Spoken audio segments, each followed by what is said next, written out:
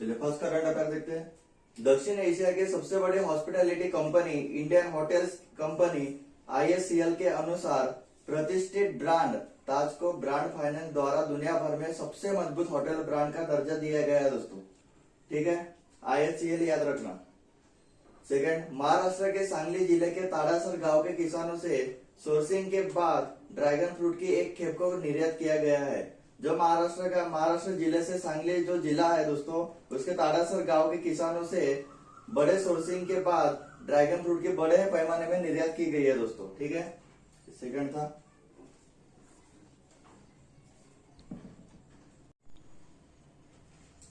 Third current affair देखते हैं। Amazon web services ने विकर नामक एनक्रिप्टेड मैसेजिंग ऐप हासिल कर लिया है। जो अमेजन वेब सर्विसेज है दोस्तों, उसने विकर नामक एनक्रिप्टेड मैसेजिंग ऐप हासिल कर लिया दोस्तों अमेजन वेब ने। यह मैसेजिंग ऐप 2012 में स्थापित किया गया था। चाल का प्रभाव विकर ऐप एक एनक्रिप्टेड मैसेजिंग ऐप है। उसके चाल के हिसाब से विकर ऐप जो है दोस्तों, वो एनक्रिप्टेड मैसेजिंग ऐप है जो पत्रकारों को और विसल ब्लोअर के साथ लोकप्रिय रहा है। यानी वो जो ऐप है दोस्तों एनक्रिप्टेड, वो नहीं किया, पत्रकारों और विसल ब्लोअर के साथ लोकप्रिय रहा है दोस्तों। ठीक है। फोर्थ, सरकार ने निजी कंपनियों को देश के भीतर और बाहर रॉकेट लॉन्च साइट स्थापित करने और संचालित करने की अनुमति दी है।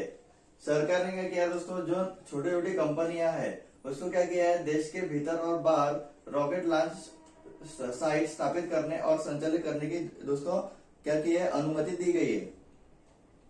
हालांकि यह सरकार से पूर्व प्राधिकरण के अधीन है। ठीक है, ये थर्ड था, फोर्थ हो गया दोस्तों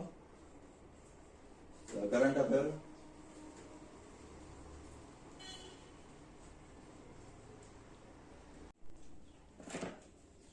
चलिए फिफ्थ करंट अफेयर। रक्षा अनुसंधान और विकास संगठन DRDO ने 28 जून 2021 को नई पीढ़ी की परमाणु सक्षम बैलिस्टिक मिसाइल अग्नि P का सफलतापूर्वक परीक्षण किया। जो DRDO है दोस्तों, रक्षा अनुसंधान और विकास संगठन जो DRDO है, उसने क्या किया, 28 जून 2021 को नई पीढ़ी की परमाणु सक्षम बैलिस्टिक मिसाइल अग्नि P का सफलतापूर्वक क्या किया दोस्तों, परीक्षण किया है। ठीक है। सिक्स्थ, कर्नाटक सरकार के अनुसार मंगलवार उपनगरीय रेल परियोजना, समझिए दोस्तों, कर्नाटक सरकार के अनुसार बेंगलुरु उपनगरीय रेल परियोजना, याद रखना दोस्तों, बेंगलुरु उपनगरीय रेल परियोजना पर काम सितंबर 2021 में शुरू होगा। परियोजना के 2026 तक पूरा होने की उम्मीद है। जो परियोजना है दोस्तों बेंगलुरु उपनगरीय रेल परियोजना, उसको कब तक खत्म करने की प्रक्रिया चल रही है दोस्तों, 2026 तक। ठीक है, ये हो गया।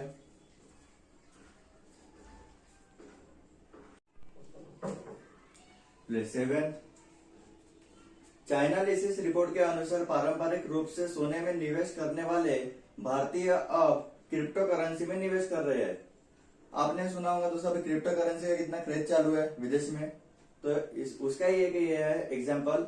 चाइना लिसिस रिपोर्ट यानी चाइना की जो रिपोर्ट है दोस्तों, उसके अनुसार पारंपरिक रूप से जो इंडियन है वो सोने में ज्यादा निवेश करते हैं, तो वो अब क्रिप्टो करेंसी में निवेश कर रहे हैं दोस्तों। ठीक है। 8, यूरोपीय अंतरिक्ष एजेंसी दुनिया के पहले शारीरिक रूप से अक्षम अंतरिक्ष, ये याद रखना दोस्तों, अक्षम अंतरिक्ष यात्री को नियुक्त करने और लॉन्च करने के लिए तैयार है। जो यूरोपीय अंतरिक्ष एजेंसी है दोस्तों, उसने क्या किया है, दुनिया के पहले शारीरिक रूप से अक्षम अंतरिक्ष यात्री को नियुक्त करने के लिए, लॉन्च करने के लिए तैयार किया है दोस्तों। ठीक है, अक्षम अंतरिक्ष में लॉन्च करने के लिए तैयार किया गया है दोस्तों यूरोपीय अंतरिक्ष एजेंसी ने।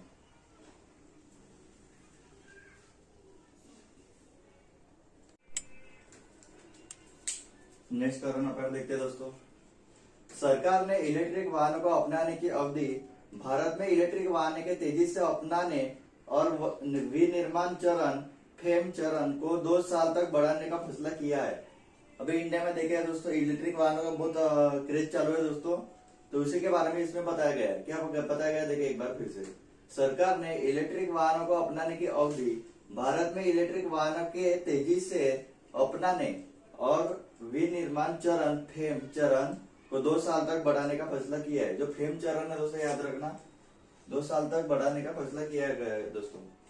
10 कारपोरेट मामलों के मंत्रालय एमसीए ने छोटी और मध्यम आकार की कंपनियों एमएमसी की परिभाषा का विस्तार किया है। जो कारपोरेट मामलों के मंत्रालय दोस्तों एमसीए ने, जो एमसीए है उसने क्या किया है दोस्तों, छोटे और मध्यम आकार की कंपनियों जैसे हो गया एमएमसी की परिभाषा का विस्तार किया गया है। ठीक है दोस्तों।